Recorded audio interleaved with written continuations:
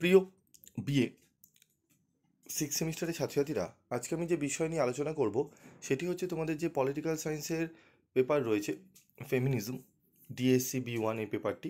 এই পেপার থেকে আজকে তোমাদের আমি গুরুত্বপূর্ণ প্রশ্নগুলো নিয়ে আলোচনা করব। আমি এর আগেও তোমাদের সাজেশান দিয়েছিলাম, তবে লাস্ট মিনিটের সাজেশান তোমরা অনেকেই চেয়েছো। আমি স্টার মার্ক কিছু প্রশ্ন এবং গুরুত্বপূর্ণ কিছু প্রশ্ন তোমাদের সামনে আজকে তুলে ধরবো, যে প্রশ্নগুলো পড়লে আশা করি তোমরা অনেকটাই উপকৃত হবে। যেমন আগের পরীক্ষার তোমাদের যে প্রিভিয়াস পরীক্ষাগুলো হয়েছে যেমন উপকার পেয়েছো তেমনই পাবে। তো চলো আমরা শুরু করব আহ, আমাদের প্রথম প্রশ্ন। দেখো 1 নম্বর, যে 15 নম্বরের প্রশ্ন। আমাদের 1 নম্বরে র্যাডিক্যাল নারীবাদী দৃষ্টিভঙ্গির উত্থানের প্রেক্ষাপট ও তার মূল দাবিগুলি সংক্ষেপে আলোচনা করো। 15 নম্বরের জন্য অত্যন্ত গুরুত্বপূর্ণ প্রশ্ন। তারপরে প্রশ্ন রয়েছে উদারনৈতিক নারীবাদের ওপর একটি টিকা লেখো। তারপর রয়েছে পিতৃতন্ত্র বলতে কী বোঝো, পিতৃতন্ত্রের বৈশিষ্ট্য। এই যে তিনটে পরপর যে প্রশ্ন দেখতে পাচ্ছ, এই তিনটি প্রশ্নই গুরুত্বপূর্ণ প্রশ্ন। এই তিনটি প্রশ্ন ভালো করে একটু করে নেবে। যাদের একান্তই কিছু পড়া হয়নি তাদের জন্য বলছি, এবং যাদের পড়া হয়ে গিয়েছে তারা এই স্টার মার্ক প্রশ্নগুলো একবার ভালো করে রিভিশন করে নেবে। তারপর রয়েছে দেখো মার্ক্সীয় নারীবাদ সম্পর্কে আলোচনা করো, অত্যন্ত গুরুত্বপূর্ণ। নারীবাদ পিতৃতান্ত্রিকতার নিষ্পেষণ উন্মোচিত করে, বিবৃতিটি ব্যাখ্যা করো। প্রশ্নটিও গুরুত্বপূর্ণ, তবে প্রথম 4টি প্রশ্ন ভিভিআই প্রশ্ন। তার সাথে যদি তোমরা মনে করো এই 5 নম্বরের প্রশ্নটি পড়ে যেতে পারো। এই 5টি প্রশ্ন পড়লে তোমরা এখান থেকে 15 নম্বরের প্রশ্ন কমন পেয়ে যাবে, ঠিক আছে? এবং যাদের একান্ত কিছু পড়া হয়নি তাদের স্টার মার্ক প্রশ্নগুলো। তারপর রয়েছে দেখো নারীবাদের বিভিন্ন দিকগুলি আলোচনা করো। নারীবাদের বিভিন্ন দিকগুলি আলোচনা করো, এই প্রশ্নটিও গুরুত্বপূর্ণ।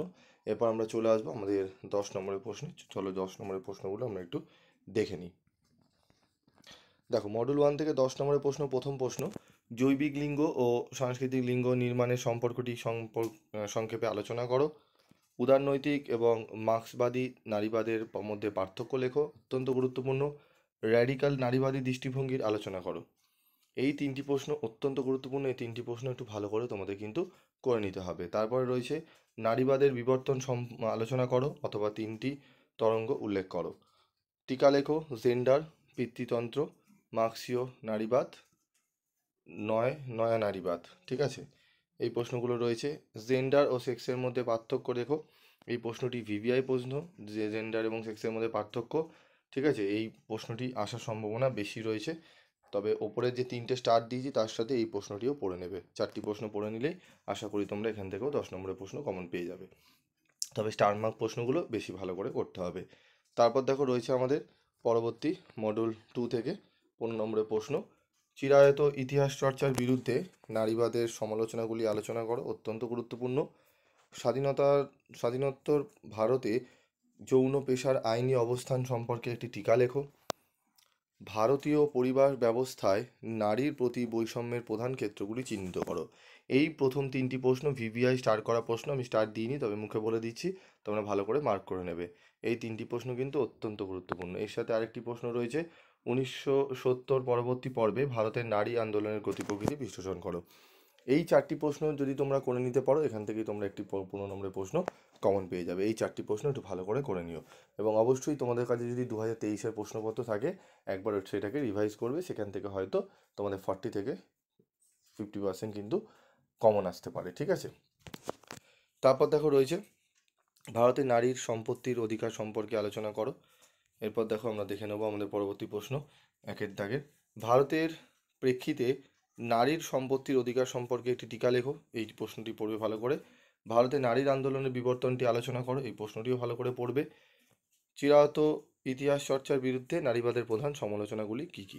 এই 3টে প্রশ্ন পড়ে নিলে এখান থেকেও তোমরা একটি 10 নম্বরের প্রশ্ন কমন পেয়ে যাবে। তো যেই প্রশ্নগুলো ভালো করে বললাম, খুব সুন্দরভাবে তোমরা পড়ে নিও, এবং প্রশ্নগুলো পড়লে আশা করি তোমরা অনেকটা উপকৃত হবে। তারপর 4 নম্বরের প্রশ্ন, ভারতে পারিবারিক হিংসার ধরনসমূহ ও তার আইনি প্রতিকারের উপায়সমূহ আলোচনা করো, অত্যন্ত গুরুত্বপূর্ণ।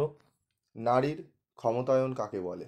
এই 5টি প্রশ্ন খুব ভালো করে তোমাদের কিন্তু করে নিতে হবে। এই 5টি প্রশ্ন একটু ভালো করে নিও, আশা করি তোমরা অনেকটাই উপকৃত হবে। তো আজকের মতো ভিডিওটি আমি শেষ করব। দেখা হচ্ছে পরবর্তী ভিডিওতে।